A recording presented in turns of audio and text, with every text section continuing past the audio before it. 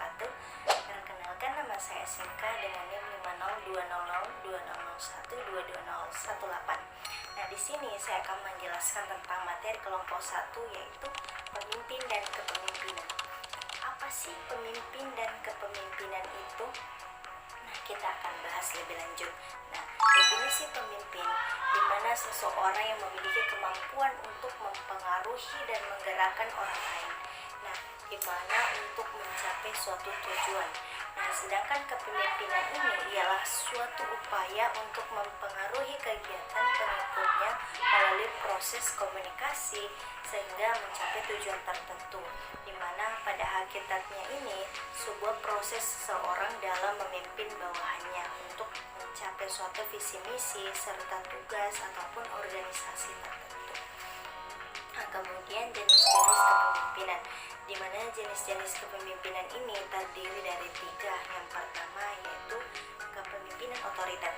Kepemimpinan ini merupakan pandangan bahwa kekuasaan yang sah adalah hak yang diberikan pada pemimpin. Misalnya, pemimpin berprinsip bahwa baik dan buruknya kualitas lembaga ada di tangan suatu pemimpin. Yang kedua itu pemimpinan demokratis, di mana kepemimpinan memberikan kebebasan kepada anggotanya untuk menyampaikan pendapat, saran ataupun kritik yang diberikan. Dan yang ketiga kepemimpinan bebas atau laissez-faire, di mana kepemimpinan bebas ini kebalikan dari pemimpinan otoriter. Pemimpin itu memberikan kebebasan penuh kepada orang yang dipimpin dalam mengambil keputusan tertentu. Dia akan melakukan suatu kegiatan dalam pendapat masing-masing. Adapun karakteristik pemimpinan demokratis ini terdiri dari 4. Pertama, menghargai pendapat, aktif dan dinamis, mendorong inovasi, serta korektif dan edukatif. Kemudian yaitu teori-teori kepemimpinan, di mana teori situasional. Nah, teori situasional ini fokus pada suatu kepemimpinan yang disesuaikan pada situasi dan kondisi ataupun suatu kelompok tertentu. Nah, yang kedua yaitu teori perilaku, di mana teori perilaku ini memperhatikan di mana pemimpin ini memberikan perilaku pemimpin daripada karakteristik mental, fisik, dan sosial budaya mereka. Yang ketiga yaitu teori sifat, di mana berargumen bahwa pemimpin itu memiliki karakteristik bawahan yang akan membedakan mereka.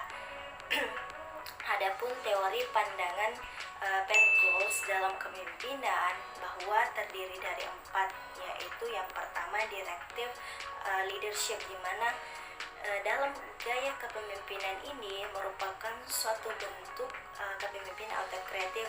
Anggota ini mengetahui secara pasti apa yang dikatakan pemimpin dan tidak diberi kesempatan dalam berpartisipasi. Yang kedua itu supportive leadership. Nah, ini menunjukkan bahwa keremahan, mudah ditemui, dan menunjukkan sikap yang memperhatikan anggotanya. Yang ketiga itu participative leadership.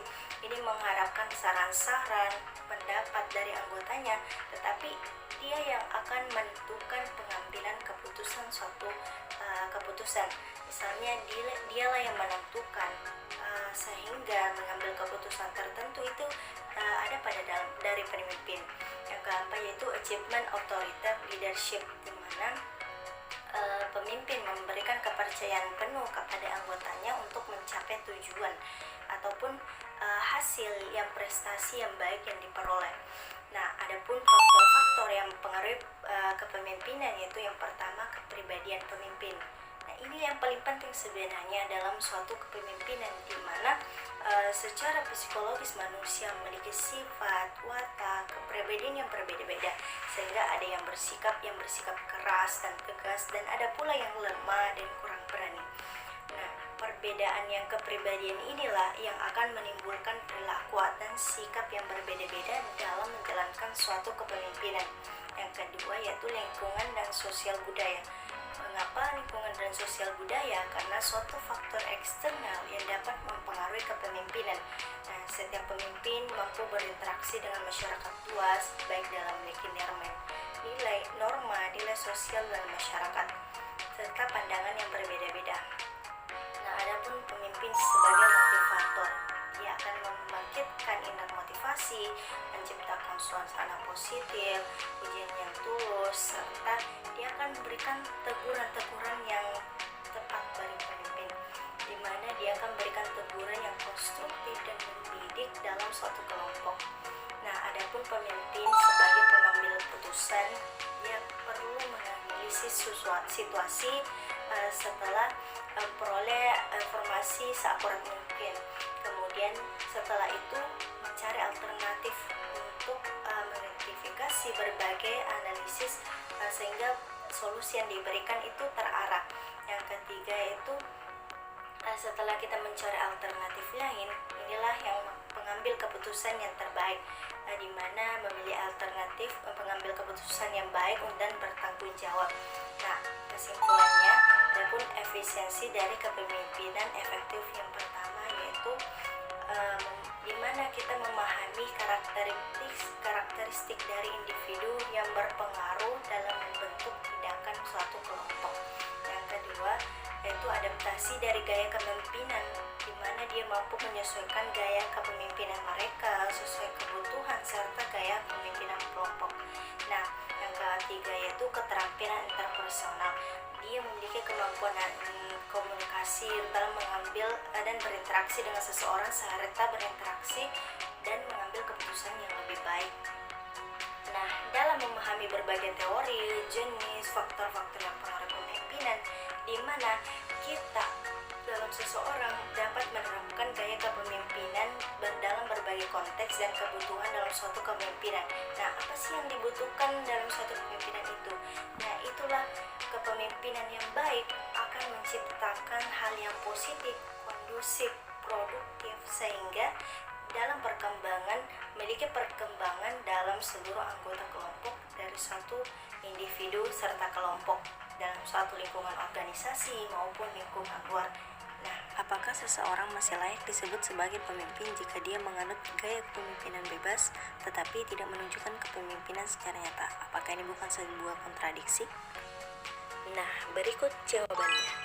Pemimpin dengan gaya memberi kebebasan penuh dengan anggota untuk mengambil keputusan. Namun, jika seorang pemimpin tidak hadir sama sekali, tidak memberi arahan atau tanggung jawab, maka itu bukan kepemimpinan, melainkan ketidakhadiran peran pemimpin. Jadi, gaya kepemimpinan bebas tetap memerlukan kehadiran dan tanggung jawab, bukan lepas tangan. Kalau tidak ada peran sama sekali, maka layak dipertanyakan apakah dia benar seorang pemimpin. Pertanyaan kedua yaitu, mengapa gaya kepemimpinan otoriter dikatakan tidak sepenuhnya salah, tapi juga tidak sepenuhnya benar? Apa maksud dari pertanyaan ini? Berikut jawabannya. Gaya kepemimpinan otoriter bisa tidak salah jika diterapkan dalam situasi krisis atau butuh keputusan yang cepat, karena pemimpin mengambil kendali penuh, tapi bisa juga tidak benar jika terlalu keras atau menekan bawahannya, sehingga mereka kehilangan motivasi atau kreativitas. Jadi semua tergantung konteks dan cara penerapannya. Bukan gaya kepemimpinan yang salah, tapi bagaimana pemimpin itu mengelola dan bijak.